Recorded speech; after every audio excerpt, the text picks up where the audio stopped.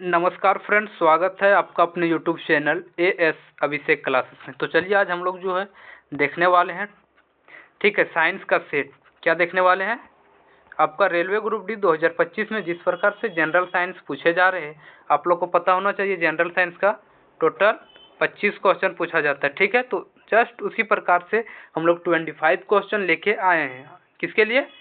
Railway group D 2025-26 के लिए, ठीक है। तो आपका यहाँ मोस्ट इंपॉर्टेंट क्वेश्चन रहने वाला है। जो भी फ्रेंड्स नए होंगे चैनल को क्या करना है, सब्सक्राइब जरूर करना है, ठीक है। तो चलिए बिना देरी किए हुए हम लोग बढ़ते हैं क्वेश्चन की ओर। देखिए आपका पहला क्वेश्चन है कि क्लोरोफिल में कौन सा धातु आयन मौजूद होते हैं, ठीक है। क्या क्लोरोफिल में कौन सा धातु आयन मौजूद होते हैं? Which metal ion is present in chlorophyll? Option A में है आयरन, ऑप्शन बी में मैग्नीशियम, ऑप्शन सी है जिंक, ऑप्शन डी क्या है, कैल्शियम। तो फ्रेंड्स यहाँ आपका right answer option number B हो जाएगा, ठीक है। क्या हो जाएगा? ऑप्शन नंबर बी, यानी मैग्नीशियम जो है आपका क्लोरोफिल में पाया जाता है, ठीक है फ्रेंड्स। चलिए आपको पूछ सकता है कि पत्तियों में, हरी पत्तियों में कौन सा तत्व पाया जाता है, तो आप लोग मैग्नीशियम वहाँ भी आंसर कर सकते हैं, ठीक है। कर नहीं सकते हैं, कीजिएगा। चलिए हम लोग बढ़ते हैं क्वेश्चन नंबर 2 की ओर। देखिए आपका एक्सप्लेनेशन दे रखा है। क्या दे रखा है कि मैग्नीशियम क्लोरोफिल अणु का केंद्रीय धातु आयन है या प्रकाश संश्लेषण के लिए क्या आवश्यक है, ठीक है। अब क्वेश्चन नंबर 2 की ओर बढ़ते हैं। देखिए क्वेश्चन नंबर 2 क्या है फ्रेंड्स कि मानव शरीर की सबसे छोटी हड्डी कौन सी है? ऑप्शन ए में फीमर, ऑप्शन बी में टिबिया, ऑप्शन सी है स्टेपिज, ऑप्शन डी है रेडियस। तो यहाँ आपका right answer friends option number C हो जाएगा। कौन सा? स्टेपिज, ठीक है। स्टेपिज जो है मानव शरीर की सबसे छोटी हड्डी है। चलिए क्वेश्चन नंबर 3 की ओर बढ़ते हैं। देखिए क्वेश्चन नंबर 3 क्या है कि किस अम्ल के जमाव के कारण मांसपेशियों में थकान महसूस होती है? किस अम्ल के जमाव के कारण मांसपेशियों में थकान महसूस होती? ऑप्शन ए है एसिटिक एसिड, ऑप्शन बी है लैक्टिक एसिड, ऑप्शन सी है यूरिक एसिड, ऑप्शन डी है साइट्रिक या साइट्रिक एसिड, ठीक है। तो आपका right answer option number B हो जाएगा, लैक्टिक एसिड, ठीक है। लैक्टिक एसिड यानी लैक्टिक अम्ल के कारण, ठीक है फ्रेंड्स। तो चलिए हम लोग बढ़ते हैं क्वेश्चन नंबर 4 की ओर। देखिए क्वेश्चन नंबर आपका 4 रहा कि मानव रक्त का पीएच मान कितना होता है? ऑप्शन ए है 6.4, ऑप्शन बी है 7.0, ऑप्शन सी है 7.4, ऑप्शन डी है 8.2। तो फ्रेंड्स यहाँ आपका right answer option number C हो जाएगा, 7.4 होता है रक्त का पीएच मान, ठीक है। चलिए फ्रेंड्स हम लोग बढ़ते हैं नेक्स्ट क्वेश्चन, क्वेश्चन नंबर 5 की ओर, ठीक है। देखिए आपका क्वेश्चन नंबर 5 क्या है कि वनस्पति घी, क्या वेजिटेबल घी बनाने में किस गैस का उपयोग होता है? ऑप्शन ए में है ऑक्सीजन, ऑप्शन बी में है नाइट्रोजन, ऑप्शन सी है हाइड्रोजन, ऑप्शन डी है कार्बन डाइऑक्साइड, ठीक है। तो यहाँ आपका right answer option number C हो जाएगा फ्रेंड्स, हाइड्रोजन, ठीक है। किस गैस का यूज किया जाता है? तो हाइड्रोजन का, यानी ऑप्शन नंबर सी यहाँ आपका राइट आंसर हो जाएगा। चलिए बढ़ते हैं क्वेश्चन नंबर 6 की ओर। देखिए क्वेश्चन नंबर 6 है कि हाइपोथैलेमस मानव मस्तिष्क के किस कार्य के लिए केंद्र है, किस कार्य के लिए केंद्र है, ठीक है। ऑप्शन ए में है हियरिंग मतलब सुनना, ऑप्शन बी है थ्रस्ट मतलब प्यास, हंगर मतलब भूख, स्लीप एंड स्लीप मतलब नींद, ठीक है। ऑप्शन सी आपका है मोटर स्किल्स, ऑप्शन डी है विजन। तो यहाँ आपका right answer option number B हो जाएगा फ्रेंड। किस लिए है? तो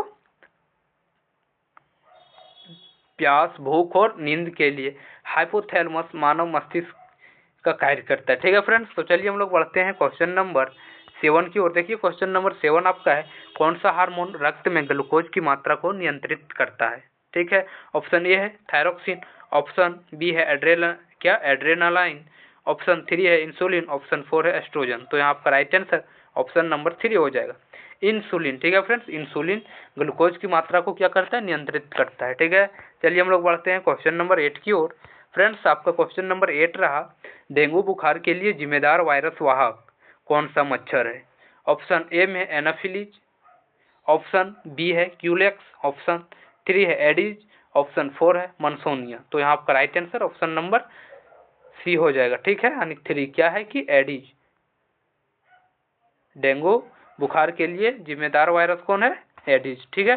चलिए हम लोग बढ़ते हैं क्वेश्चन नंबर 9 की ओर। देखिए आपको क्वेश्चन नंबर 9 क्या है कि प्राकृतिक रूप से सबसे मजबूत रेशा किसे माना जाता है? ऑप्शन ए है कपास, ऑप्शन बी है जूट, ऑप्शन सी है सिल्क यानी रेशम, ऑप्शन डी है यून। तो यहाँ आपका राइट आंसर ऑप्शन नंबर 3 हो जाएगा फ्रेंड्स, सिल्क, ठीक है। प्राकृतिक रूप से सबसे मजबूत कौन सा है? तो रेशम, यानी सिल्क। ठीक है, क्वेश्चन नंबर 10 देखिए फ्रेंड्स बहुत ही इंपॉर्टेंट क्वेश्चन है। आप लोग जो है ना जरूर पूरा वीडियो जरूर देखिएगा और अपने दोस्तों के साथ शेयर भी कीजिएगा। ठीक है, और जो भी फ्रेंड्स नए होंगे चैनल को क्या करना है, सब्सक्राइब करना है। ठीक है, ताकि आप अगला वीडियो कहीं मिस ना कर जाइएगा।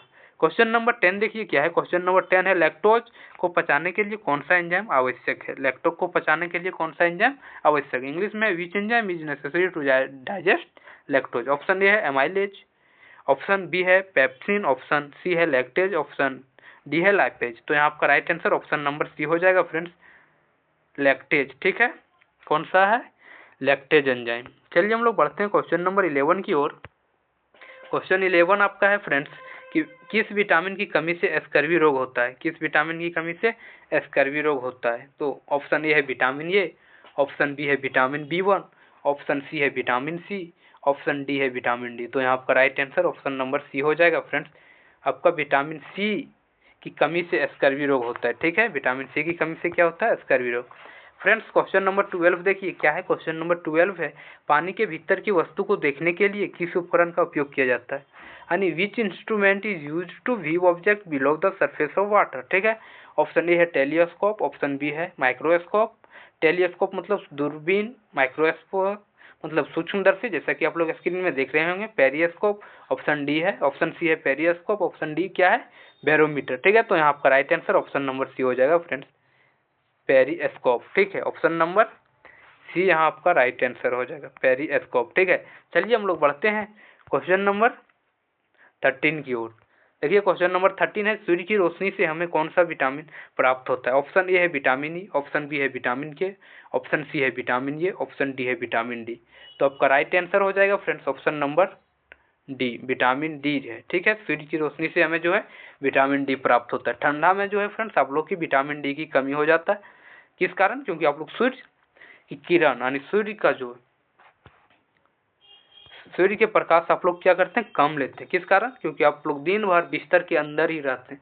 निकलो यार, बिस्तर से के बाहर निकलो, उससे बहुत फायदा है। आप लोग को विटामिन डी की कमी नहीं होगा, प्लस आप लोग अच्छे से पढ़ पाइएगा। ठीक है, कंबल के अंदर आप लोग क्या पढ़ते होंगे वो हमको पता है। ठीक है, वहाँ बहुत पढ़ाई नहीं होता है फ्रेंड्स। जैसे ही कमल के अंदर जाइएगा नींद आ जाता है तुरंत। ठीक है, क्वेश्चन नंबर 14 देखिए क्या है। निम्नलिखित में से कौन सा एक मिश्र धातु नहीं है। क्या नहीं है, मिश्र धातु। ऑप्शन ए है पित्तल, ऑप्शन बी है कांसा, ऑप्शन सी है तांबा, ऑप्शन डी है स्टील। तो फ्रेंड्स जो कॉपर है ये एक तत्व है, ना कि मिश्र धातु। ठीक है, ऑप्शन नंबर सी यहाँ आपका राइट आंसर हो जाएगा। चलिए हम लोग बढ़ते हैं क्वेश्चन नंबर 15 की ओर। देखिए क्वेश्चन नंबर 15 है इंद्रधनुष किस घटना का परिणाम है। क्या, इंद्रधनुष किस घटना का परिणाम है। ए में है रिफ्लेक्शन यानी परावर्तन, बी में है dispersion and total internal reflection यानी विक्षेपण और पूर्ण आंतरिक परावर्तन, ऑप्शन सी आपका है इंटरफेरेंस यानी व्यतिकरण, ऑप्शन डी है डिफ्रैक्शन यानी विवर्तन। ठीक है, तो यहाँ फ्रेंड्स इंद्रधनुष जो है ना ये dispersion and total internal reflection यानी विक्षेपण और पूर्ण आंतरिक परावर्तन के कारण होता है। ठीक है, यानी ऑप्शन नंबर बी यहाँ आपका क्या हो जाएगा, राइट आंसर हो जाएगा। चलिए हम लोग बढ़ते हैं क्वेश्चन नंबर 16 की ओर। देखिए क्वेश्चन नंबर 16 है एड्स किस वायरस के कारण होता है। एड्स जो है किस का वायरस के कारण होता है। ऑप्शन ए HIV। ठीक है, क्या HIV, ऑप्शन बी है HBV, ऑप्शन सी है इन्फ्लुएंजा, ऑप्शन डी है राइनो वायरस। तो फ्रेंड्स आपका right answer option number A हो जाएगा, एड्स जो है HIV वायरस के कारण होता है। ठीक है, चलिए हम लोग बढ़ते हैं क्वेश्चन नंबर 17 की ओर। फ्रेंड्स बार बार ये बात बोला जा रहा है कि क्वेश्चन सब बहुत ही इंपॉर्टेंट है। ठीक है, ग्रुप डी एग्जाम देने से पहले आप लोग वीडियो को एक बार क्या करना है, जरूर देखना है और पूरा देखिएगा, आधा अधूरा देखने से काम नहीं चलेगा। ठीक है, देखिए क्वेश्चन नंबर 17 क्या है फ्रेंड्स। क्वेश्चन नंबर 17 रहा किस ग्रह को लाल ग्रह के नाम से जाना जाता है। किस ग्रह को लाल ग्रह यानी रेड प्लेनेट के नाम से जाना जाता है। ए में है वेनस यानी शुक्र, बी में है मार्स यानी मंगल, सी में जुपिटर यानी बृहस्पति, डी में सैटर्न यानी शनि। ठीक है, तो फ्रेंड्स जो लाल ग्रह है ना जो मंगल को जाना जाता है, लाल ग्रह के नाम से मंगल को जाना जाता है। ऑप्शन नंबर बी यहाँ आपका राइट आंसर हो जाएगा, करेक्ट आंसर हो जाएगा। देखिए क्वेश्चन नंबर 18 क्या है कि ध्वनि की तीव्रता इंटेंसिटी ऑफ साउंड को मापने के लिए किस इकाई का उपयोग किया जाता है। ए में है हर्ट्ज, बी में है ओम, सी में है डेसिबल, डी में है जूल। तो फ्रेंड्स ध्वनि की तीव्रता किससे मापा जाता है, डेसिबल से, यानी ऑप्शन नंबर सी यहाँ आपका राइट आंसर हो जाएगा। ठीक है, चलिए हम लोग बढ़ते हैं क्वेश्चन नंबर 19 की ओर। क्वेश्चन नंबर 19 देखिए क्या है कि विद्युत धारा की इकाई क्या है। विद्युत धारा ने इलेक्ट्रिक करंट की इकाई क्या है। What is the unit of electric current. A में वोल्ट, बी में वाट, सी में एम्पियर, डी में कूलम। तो फ्रेंड्स यहाँ आपका राइट आंसर क्या हो जाएगा, ऑप्शन नंबर सी। यानी विद्युत धारा का जो है क्या है कि विद्युत धारा का इकाई क्या है, तो वो हो जाएगा एम्पियर। ठीक है, क्या, एम्पियर। चलिए बढ़ते हैं क्वेश्चन नंबर 20 की ओर। देखिए क्वेश्चन नंबर 20 है, जीव विज्ञान में कोशिका के अध्ययन को क्या कहा जाता है। तो कोशिका के अध्ययन को क्या कहा जाता है फ्रेंड्स।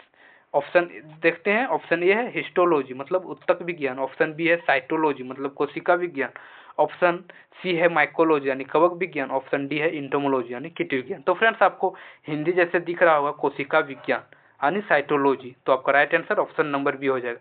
लेकिन एक बात बता दे रहे हैं फ्रेंड्स, इंपॉर्टेंट बात, कि आपको जो है ना एग्जाम में कोशिका विज्ञान देखने को नहीं मिलेगा।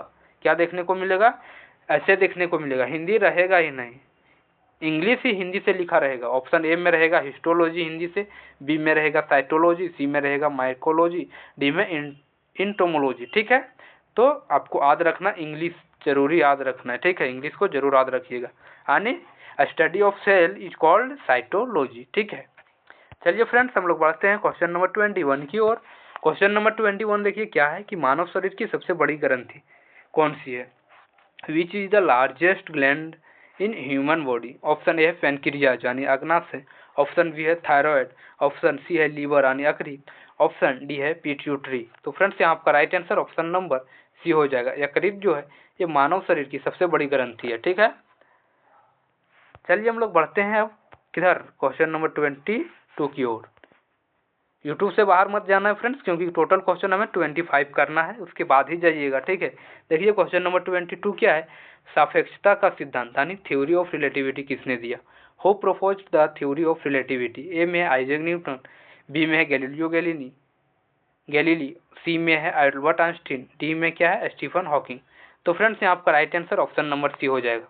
अल्बर्ट आइंस्टीन द्वारा जो है थ्योरी ऑफ रिलेटिविटी दिया गया है। ठीक है, चलिए अब हम लोग बढ़ते हैं किधर, क्वेश्चन नंबर 23 की ओर। क्वेश्चन नंबर 23 आपका रहा, लाफिंग गैस का रासायनिक नाम क्या है। ठीक है, लाफिंग गैस का रासायनिक नाम क्या है। ऑप्शन ए है कार्बन डाइऑक्साइड, ऑप्शन बी है नाइट्रस ऑक्साइड, ऑप्शन सी है मीथेन, ऑप्शन डी है ऑक्सीजन। तो आपका राइट आंसर ऑप्शन नंबर यहाँ बी हो जाएगा फ्रेंड्स। लाफिंग गैस का जो रासायनिक नाम है वो नाइट्रस ऑक्साइड है। ठीक है, क्या है, nitrous oxide. Option number B यहाँ राइट आंसर हो जाएगा। नाइट्रस ऑक्साइड एंड टू वो डिनोटेड करते हैं। ठीक है, चलिए हम लोग बढ़ते हैं क्वेश्चन नंबर 24 की ओर। फ्रेंड्स क्वेश्चन नंबर 24 रहा, किस प्रक्रिया द्वारा पौधा अतिरिक्त जल को वायुमंडल में छोड़ता है। किस प्रक्रिया द्वारा पौधा अतिरिक्त जल को वायुमंडल में छोड़ता है। ऑप्शन ए है फोटोसिंथेसिस यानी प्रकाश संश्लेषण, ऑप्शन बी है रेस्पिरेशन यानी श्वसन, ऑप्शन सी है ट्रांसफरेशन यानी वाष्पोत्सर्जन, ऑप्शन बी है एब्जॉर्प्शन यानी अवशोषण। तो फ्रेंड्स यहाँ आपका right answer option number C हो जाएगा। ठीक है, ट्रांसफरेशन यानी वाष्पोत्सर्जन के कारण या वाष्पोत्सर्जन प्रक्रिया द्वारा पौधा अतिरिक्त जल को कहाँ छोड़ता है, वायुमंडल में। ठीक है, चलिए हम लोग बढ़ते हैं आज की last question friends. Question number 25 देखिए क्या रहा आपका। क्वेश्चन नंबर 25 है, कौन सा उपकरण आंतरिक ऊर्जा को विद्युत ऊर्जा में बदलता है। विच device convert mechanical energy into electrical energy. Option A है इलेक्ट्रिक मोटर यानी विद्युत मोटर, ऑप्शन बी है ट्रांसफार्मर, ऑप्शन सी है जनरेटर, ऑप्शन डी है कैपेसिटर यानी संधारित्र।